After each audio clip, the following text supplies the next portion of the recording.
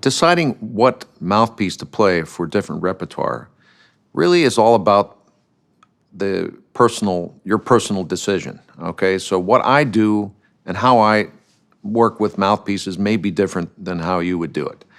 That being said, a lot of brass players I know have two mouthpieces, okay? They'll have, if you're gonna play the Dudance, okay, for instance, are you gonna play it on your symphony setup? Maybe you will.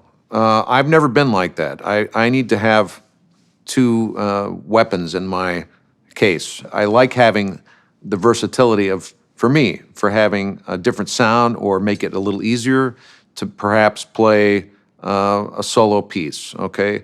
So I don't think that's unusual with brass players. They usually have a couple different size mouthpieces. So anyway, this is the solo mouthpiece, let's say I'm gonna play Bolero, okay? And trombone players know that how difficult that is to play that solo.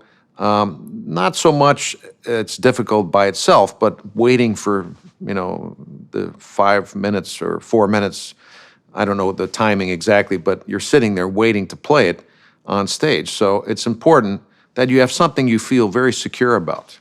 So this is the mouthpiece I would use.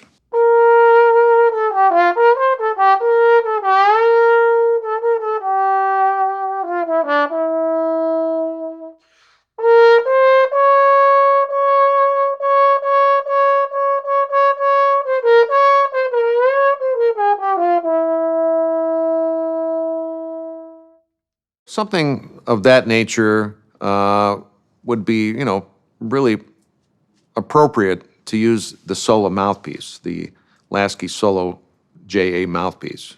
I have the other mouthpiece here. This is the symphonic version. So the cup is deeper. That's about how far it goes in. And this one goes a little further. So it's a little bit deeper, not that much. You'll hear the sound difference.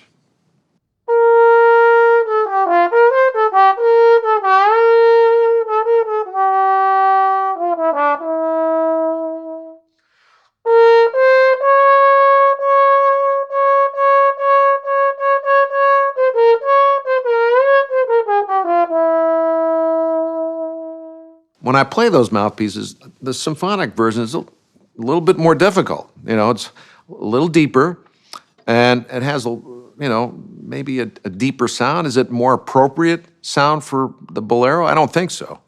I think it's better to have a little more contained sound, a little clearer sound. So, but what would I play this on? So let's say I'm going to play Mahler Symphony. Okay, there's a famous section in the Mahler Third Symphony.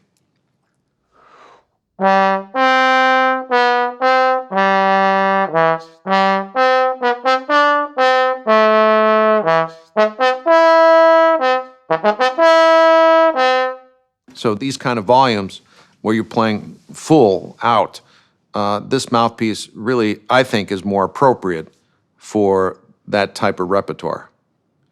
So the decision to have two mouthpieces comes later, I think, in your development.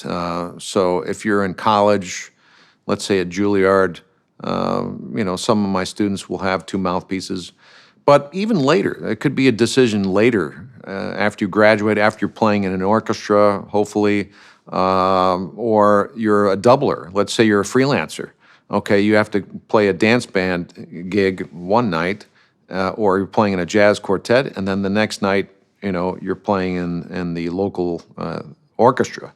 So for sure, you have to have, more than one mouthpiece, especially if you're going, to a small bore horn to a large bore horn. But if you're on a large bore horn playing those types of gigs, which you could do, it's possible to play that large bore horn on a dance band gig, and I know people who do that. It's more about the sound than anything. What type of sound do you want when you go and play in a brass quintet, for instance, or let's say an orchestra? Or what kind of sound do you want playing, the David Concerto, opposed to playing a big Bruckner symphony? having both mouthpieces in your case gives you options as you go through your career.